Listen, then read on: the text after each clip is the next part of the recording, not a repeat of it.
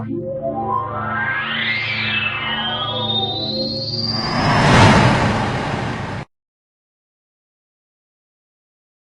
choices you made in your personal story. As an example, you could be out later on adventuring, and you save some people, but their village was destroyed. They will then, those NPCs will then move into this home district and be neighbors of yours. One of the choices that the humans have later on in the game is they have a choice. There's an orphanage and there's a hospital in here. You have a choice to save one or the other, but not both. Depending on what you choose, there will be one burned out building and probably a lot of sad people standing around it, and the other one will be upright and running.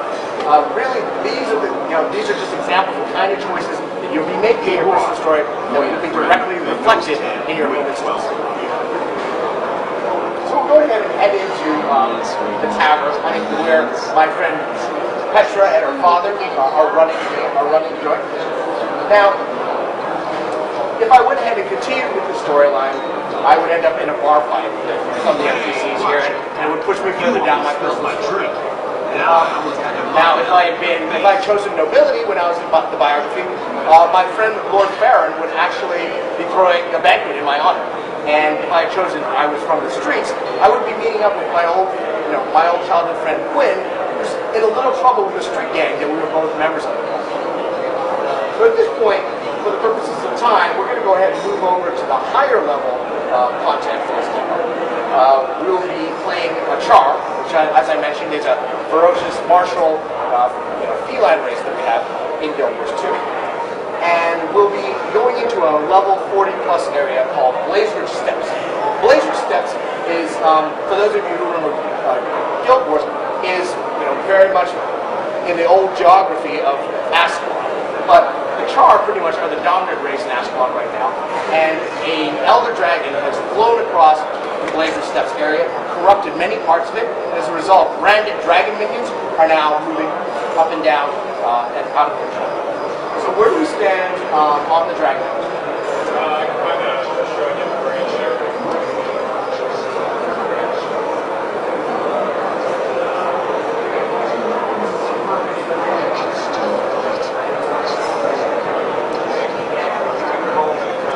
Can we just board over there? Yeah, let's just go board on this kind of the stats.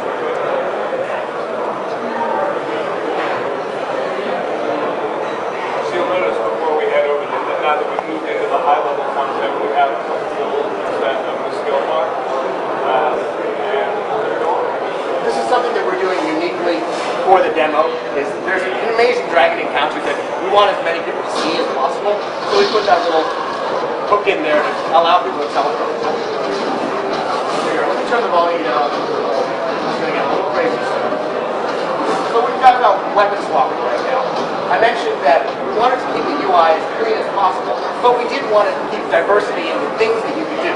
So for example, the map you're showing here is weapon swapping between a longbow, there's our dragon, but we don't have to engage with it just yet. It's a longbow and double axe. Go ahead and switch back to it. Double axe is a very high DPS combination. And in everything from like axe strokes to the ever popular whirling axe, basically sends him spinning around, causing all sorts of damage. And you know what? First time I saw that, I said, that is a fun skill. If it didn't have, a cooldown on it, I would use it all the time. But that would be a little overpowered. Go ahead and switch over to bow and show off some of the cool attacks we have just with the bow. One of the things that we did is with the warriors, we wanted to give them more to do than just, be the guy who holds the sword. So they're allowed to use weapons that you would normally think of would be for other professions. But they're tailored specifically to the warrior. The warrior has different skills holding a bow than a ranger does. The warriors, they were more to doing damage and thus to doing some of that drawing and pointing far away. He's got a skill like Rain of Fire, which drops a ridiculous amount of damage into one area. We want to make sure that the warrior feels like a warrior, while at the same time being versatile enough to use weapon sets depending on the situation. So, even from the great example of this fight is that not just us, you can see everybody has very action-oriented combat. Movement is important. What Matthew is doing here is reviving somebody on the battlefield, and you'll see oftentimes it's not just one person who tries to do the reviving. So we've seen on the floor, people who are playing the demo, they like reviving them. I want to see if we can get an elementalist to show off my cross-profession combos. There we go. So here's an example of two professionals comboing off each other. An elementalist just dropped a fireball. And Matthew just both shot arrows and used whirling axe through it and started sending off fireballs in all directions and lighting his arrows on fire. This is an example of kind of ad hoc tactics that people in our, people in Guild Wars 2 can do, where you don't have to be party together. You can just be, using your individual skills, and if you're paying attention to what's going on in the battlefield, you can actually have some great combat moments.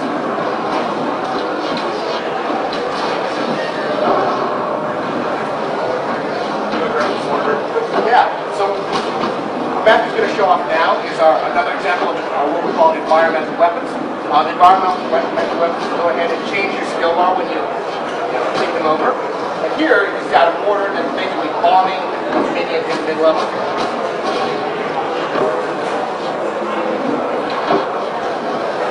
So before we really try to take the Shatterer down, you want to show down skill? The other thing that's been rather controversial and interesting about our combat system is that when you get when you health bar goes to 0, you are not immediately dead. You actually have a secondary bar that that person just revived us. But what happens is you have some time left after you're done to keep you attacking. If you defeat your attacker, you're going to spring back up. Likewise, one of the skills he's got is it will pop him back up for like 15-20 seconds, and then he'll just fall right down and he'll be defeated unless someone comes down to revive him. We found that this is not only a fun mechanic, kind of last-ditch attempt to get back up, but also it just keeps combat moving faster. And again, that's different for every profession. The down skills that you use, for example, when the warrior goes down,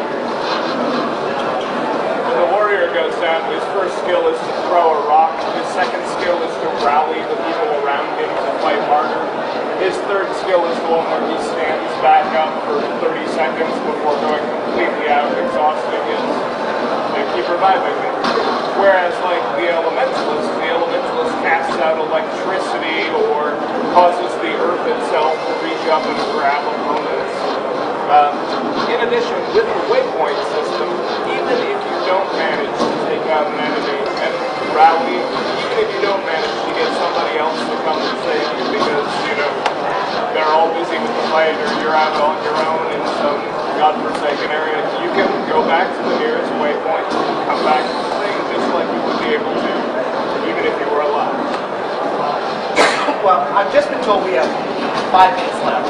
So, I don't know that we'll be able to get the Shatterer down in 5 minutes. It'll be really close. But as you can see, Shatterer is an impressive boss monster. He's very sophisticated. Great. He has all sorts of different types of attacks. A team is going to have to be paying attention to what's going on to really take him down. Nevertheless, this is the kind of boss monster that other MMOs will put at the end of a really long instance raid or dungeon. And what we want to do is take encounters like him and bring him up to the world so that more people can experience him. In addition, this is the sort of event that we want to have affected by other events. So you notice that there are those cannons that are up at the top. There are 4 of them. 2 of them don't function all the time. In order to make sure that they have function, there's an event chain that leads up to this.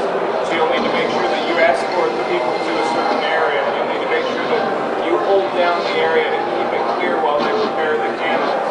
Otherwise, this fight is going to be a lot harder because those cannons do a lot of damage against the dragon. So we want to make sure that even during a boss fight, it's because of the way people have interacted with the world that determines how that boss fight will go.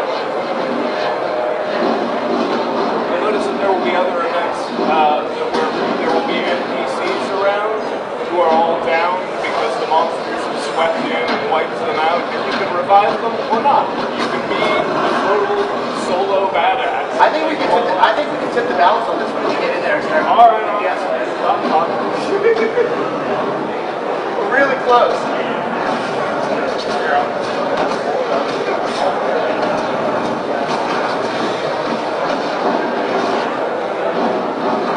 Oh yeah, I think we're gonna do it. Yeah.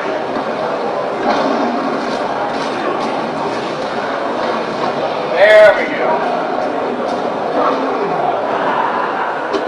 So now we'll find out why he's called the Shadow.